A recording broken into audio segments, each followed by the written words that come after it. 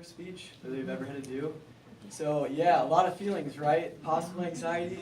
What the heck am I going to write? How am I going to say this? Is everyone actually going to be responsive to this?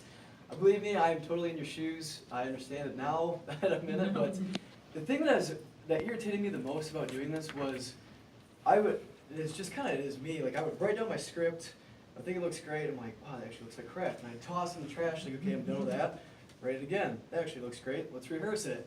I do that whole thing, I rehearse the whole thing, I come back a day later, and I'm like, God, why would I ever want to write that? Toss the whole thing, throw it in the trash. I went over this and over this and over this again and again and again, making speeches, throwing them away, and finally I told myself, you gotta figure it out, you're running out of time. So I really came down 4 different pillars that really defined me, that I want to share with you guys, and hopefully this will be something that will give you a better understanding of who I am. So, pillar number 1, I am a semi-perfectionist. I say semi-perfectionist because I know, obviously perfection isn't always attainable in everything we do in life. So I do know though that if you're at least striving for perfection, if you're looking for something that you define as perfect, our quality, our content, the value that we can give to everybody is that much greater over time if we can sustain at least a thought of perfection. So when it comes to even writing this speech, I wanted this to be perfect in a way, for at least being my first speech. I wanted it to at least be clear and concise, to the point. I wanted everybody to at least, entertaining of some sort. So, but in regards to work, that's kind of where my perfectionism comes out. I mean, even something simple like this, countertop edges are my thing. I seriously would sit and, just almost massage a table countertop until it's absolutely perfect. That to me is very important because I want to provide a perfect product for a customer. A lot of times, even for people I know, yes, that is a plug. I would love to do everybody's countertops. But, so yeah, mild perfectionist, definitely. Secondly, I like to consider myself a hard worker.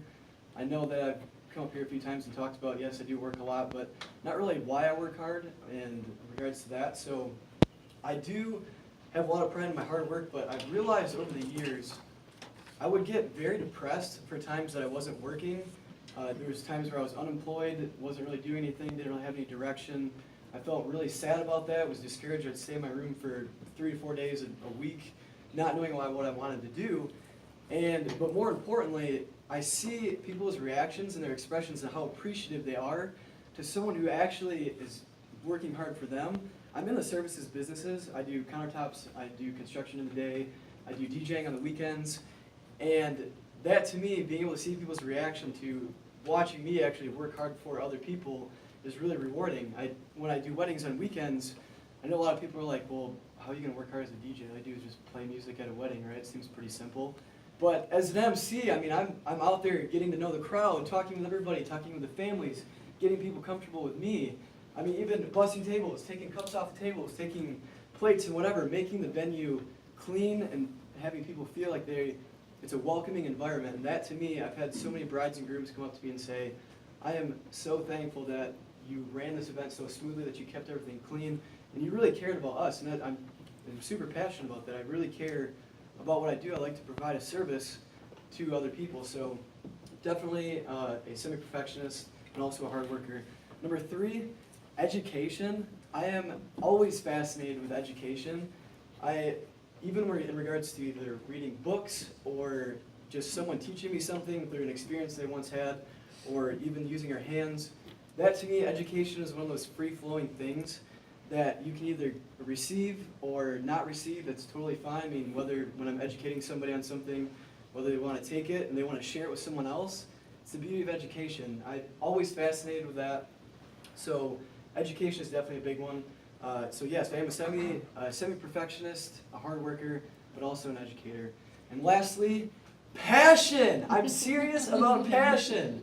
I am so passionate about a lot of things that I do, mainly because I like to surround myself with things that I like to do. So it's easy for me to become passionate, even in regards to even speaking out loud in public. Yeah, sometimes a little bit nervous about it, but I'm passionate towards it.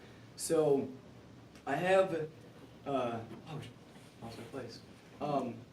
In regards to passion, you get me on a topic, for any period of time, and I start doing, I mean, you can probably see me walking around a little bit, sometimes I get a little bit antsy, I start louding with my voice, I start talking really fast, and people are like, whoa man, like slow down, we're in a library, like you can't just go like shouting everything out because you're excited about something. So that's how that goes. I mean, I'm definitely a passionate person. But so yeah, to wrap things up, the 4 pillars of me as Nate Hopp: I'm a semi-perfectionist who definitely prides myself on my hard work and service to others, whether it be with my hands and the hard labor that I do for people, and my head, whether it be with the knowledge I like to bestow on others and have them bestow on me, and whether that be most importantly with my heart and the passion that I have for the things that I do.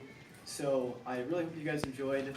I will look forward to my next presentation for you all, so thank you very much. Thank you.